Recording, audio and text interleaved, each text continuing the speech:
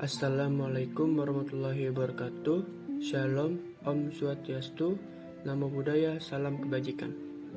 Yang terhormat kepada Bapak Rahmat Supriyatna, SKM MKes, selaku dosen pengampu mata kuliah epidemiologi penyakit menular, dan teman-teman sekalian saya banggakan. Perkenalkan, nama saya Ranggu Sulaiman yang akan memandu perjalanan presentasi ini. Kelompok kami di sini akan membawakan materi yaitu pendekatan penyelidikan wabah untuk penyakit infeksi. Selanjutnya saya akan memperkenalkan anggota kelompok yang akan memaparkan materi.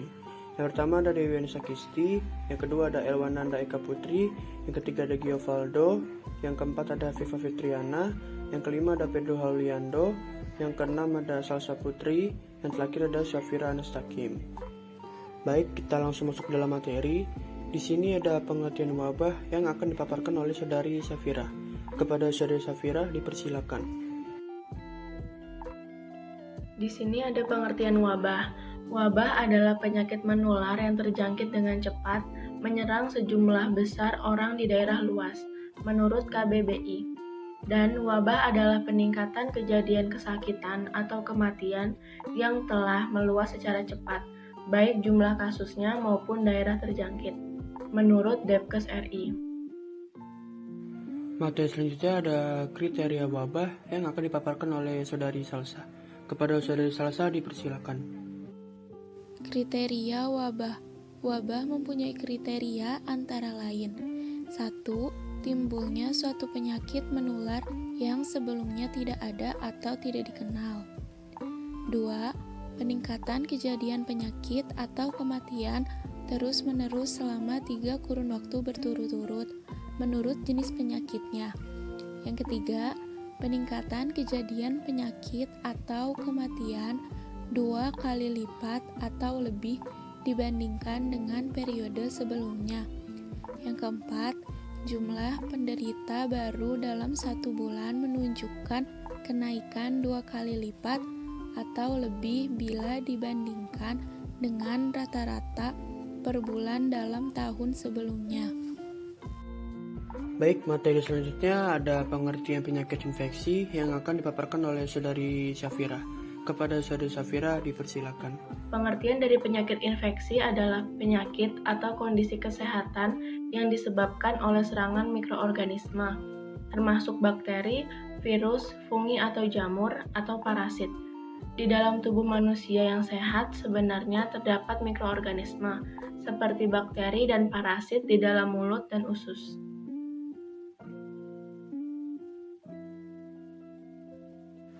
Materi selanjutnya ada jenis-jenis penyakit infeksi yang akan dipaparkan oleh Saudari Elwananda. Kepada Elwananda Baik, dipersilakan. selanjutnya di sini ada saya, Elwananda Eka Putri. Di sini saya akan memaparkan terkait jenis-jenis penyakit infeksi. Yang pertama, ada infeksi jamur. Jamur juga bisa menjadi penyebab penyakit infeksi. Biasanya, jamur banyak ditemukan di air, tanah, tanaman, atau udara.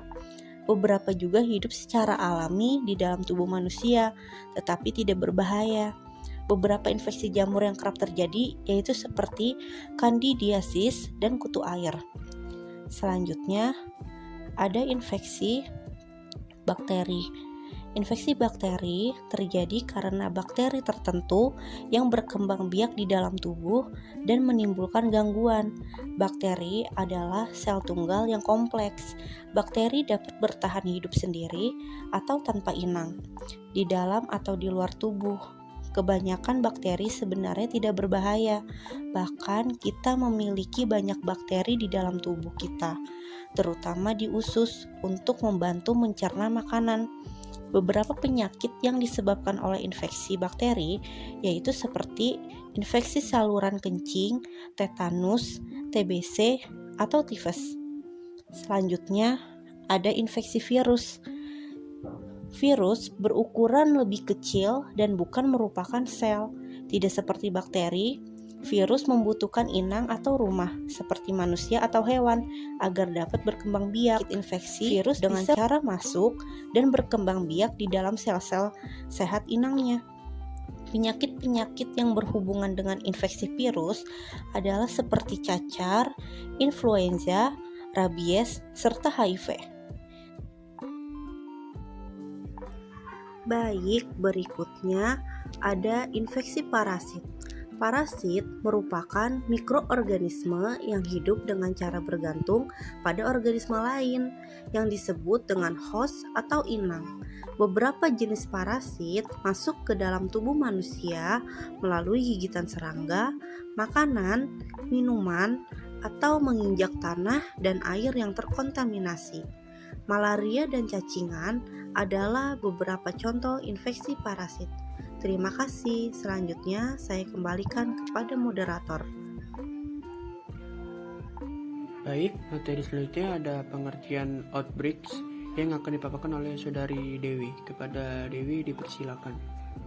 Pengertian outbreaks adalah peningkatan kejadian penyakit yang melebihi ekspektasi normal secara mendadak pada suatu komunitas, dibatasi tempat dan periode waktu tertentu.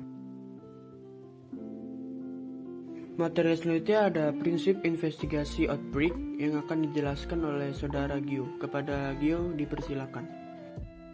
Berikutnya ada prinsip investigasi outbreak. Di dalam prinsip investigasi outbreak ini terbagi menjadi 3 hal. Yang pertama, lakukan sistematik yang peluang terjadinya meningkat itu 70%. Di dalam melakukan sistematik ada 3 hal. Yang utama ada ikuti langkah yang sama untuk setiap KLB. Yang kedua, tulislah definisi kasus. Dan yang ketiga, tanyakan pertanyaan yang sama pada setiap orang. Yang kedua itu ada berhenti sejenak, reassess what you know, yang peluang terjadinya meningkat itu 50%. Line list dan kurva epidemik memberikan informasi yang berharga. Sebagian besar investigasi tidak pernah melewatkan poin ini. Yang ketiga ini ada koordinasi dengan partner seperti lingkungan, klinis dan lain-lain, dan peluang terjadinya meningkat ini adalah 40%.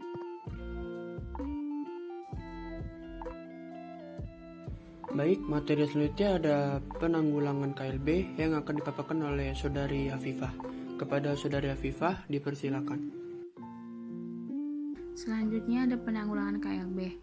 Penanggulangan KLB adalah kegiatan yang dilakukan secara terpadu oleh pemerintah daerah dan masyarakat, meliputi penyelidikan epidemiologi, penata laksanaan penderita yang mencakup kegiatan pemeriksaan, pengobatan, perawatan, dan isolasi penderita, termasuk tindakan karantina, pencegahan dan pengebalan, pemusnahan penyebab penyakit, penanganan jenazah akibat KLB atau wabah, penyuluhan kepada masyarakat dan upaya penanggulangan lainnya, mengacu pada Peraturan Menteri Kesehatan Permenkes nomor 1501/Menteri/Per/10/2020. Baik, materi selanjutnya ada program pengendalian KB yang akan dipaparkan oleh Saudari Dewi.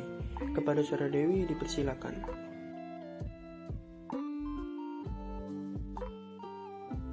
Kemudian ada pengendalian KLB, yaitu ada 3.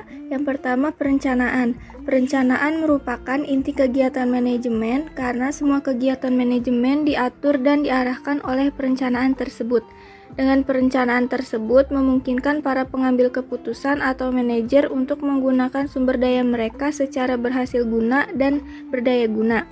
Yang kedua, pelaksanaan. Pada prinsipnya, tahap pelaksanaan adalah tahap implementasi dari dokumen perencanaan. Oleh karena itu, pada tahap pelaksanaan yang terpenting adalah menggerakkan seluruh komponen perencanaan sesuai dengan jadwal waktu yang telah ditetapkan. Yang terakhir ada pengendalian. Untuk menghindari terjadinya hal-hal yang dapat mengancam pencapaian tujuan dari perencanaan tersebut, maka diperlukan kegiatan monitoring secara kontinu selama kegiatan berlangsung. Setiap kegiatan harus dilakukan supervisi secara rutin dan berkesinambungan.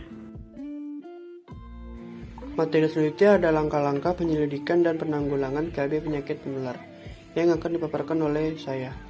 Di sini ada 4 poin. Yang pertama itu ada menegakkan atau memastikan diagnosis. Yang kedua ada memastikan terjadinya KLB. Yang ketiga ada menghitung jumlah kasus atau angka insiden yang tengah berjalan. Dan yang terakhir ada menggambarkan karakteristik KLB.